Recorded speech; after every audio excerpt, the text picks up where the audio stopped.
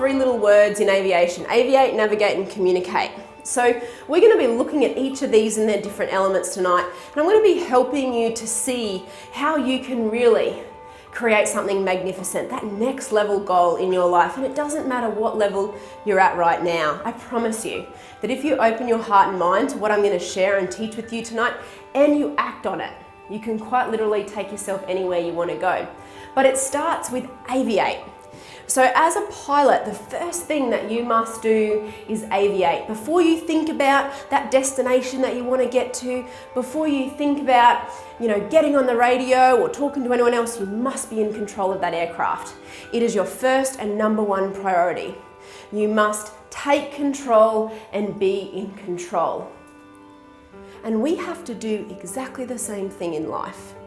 We have to do exactly the same thing in our businesses, in our careers. Be completely in control of that aircraft. Aircrafts are powerful. If you're not in control of it, what could happen? You crash, you die. And you know what? People are crashing and dying a slow death every day because they're not in control. We have within our own mind and our own body something far more powerful than the most powerful jet ever created in the universe. And 97% of the population are not in control of it. We're not in control of the way we think, we're not focused, we don't understand how to control this magnificent machine that we have in our mind and our body. And so we have to make a decision to really take control. Before we can do anything else, before we worry about the how, before we worry about the time, the money, if it will ever happen, is just to get in control and to be completely in control. Because if we're not, we're spinning out of control. Now, it might not really feel like that. It can have a subtle effect in life, but that is actually what's happening. Slowly but surely, we're spinning out of control until the spin becomes so fast that it's irrecoverable and you crash. That's exactly what happens in aviation. If you don't take back control of that aircraft, the moment that you stall it, that you drop a wing, if you don't put the right inputs in the control column with the rudder, then you can't recover it. You don't worry about still trying to get to your destination or getting on the radio. Your first thing is to get back in control of that aircraft. And that's exactly what we have to do in life.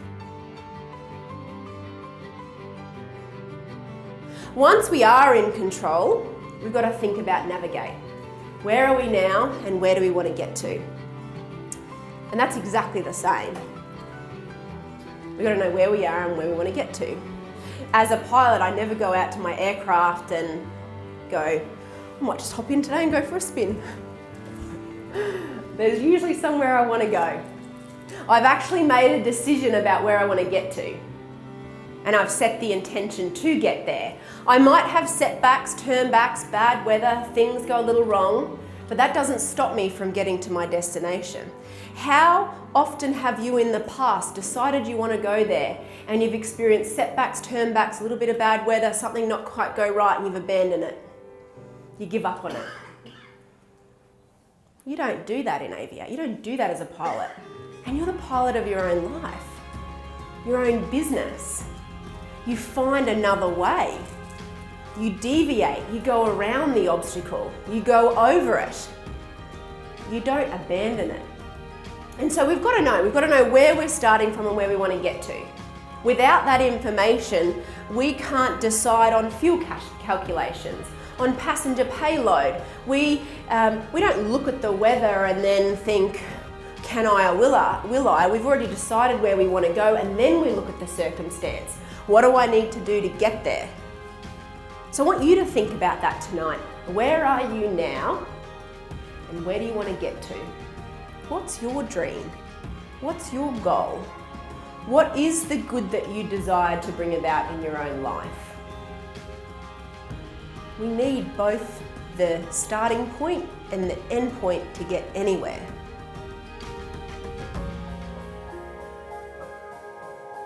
So communicate is the last thing that we do. And there's a few ways we have to look at this in life. We have to communicate our intentions to ourselves and to our subconscious mind. Because it's from your subconscious mind that all of your results are created. So you can't get to where you want to go until we transform that intention into a new belief, into a new paradigm in your subconscious mind, so that it can influence your behavior, your vibration, and start to impact your results. So we're first of all communicating it to ourselves, our vision of where we want to go or where we are relative to that position of what's going to happen next. We've got to be clear on that within ourselves before we can lead our partners along, our family along, our employees along, our community along. And then we communicate it to everybody else. We don't get on the radio and say, oh, I think, I'm not sure. Let me just get back to you in a second once I've figured out where I'm going to land. But that's what we do to ourselves all the time. That's what we do to people around us because we're not sure. And so the clearer we can get on all of these little pieces of the puzzle, the more effective we become, the more effective pilots of our own life, captains of our own destiny. Aviate, navigate, and communicate. Where does it start? It starts with a decision. You have to make a decision around the kind of results you want to create.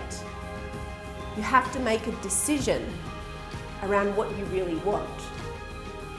Now, if you're sitting in the room right now and you're like, I'm not sure what I really want, just imagine if you did know what you want, what do you think you'd think about? Play a game with yourself, it really works. What do you think you would love? What kind of results would you love to create in your career, in your business, in your life?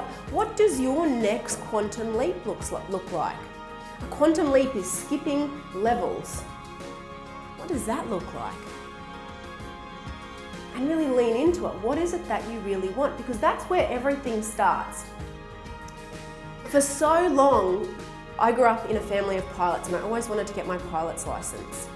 And for so long I thought, oh, I don't have the time to do that. I've got to keep growing this business.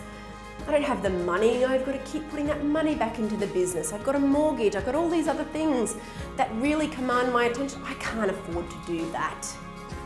Until one day I realized enough is enough. And I made a committed decision to do it. And I made a start. And I got my first flying lesson under my belt. And I thought I would take the very logical, rational approach of doing one flying lesson a week for 52 weeks, and eventually I'd get my pilot's license. Well, I'll tell you what happened. I was hooked. Hook, line, and sinker.